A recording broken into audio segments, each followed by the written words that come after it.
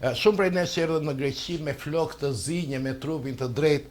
si Selvit, tashmë kemi hyrë në atë që quhet mosha e tretë, janë të panumur bashkëdhetarët të moshës 65, 70,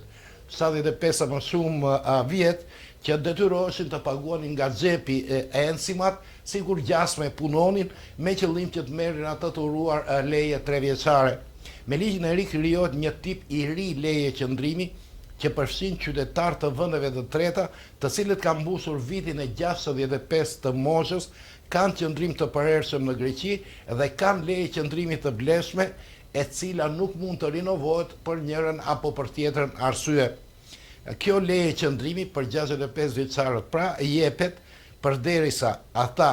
nuk kanë krijuar të drejtë pensioni në Greqi, pra nuk kanë numrin e nevojshëm të enzimave që mund të merrin këtu një pension.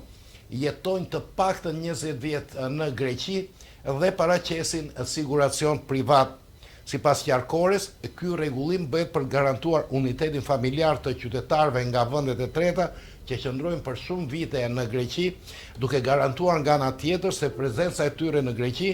nuk do të rëndojë sistemin e sigurimeve shoqërore dhe të kujdesit social. Prandaj është vënë si kusht siguracioni shëndetësor privat.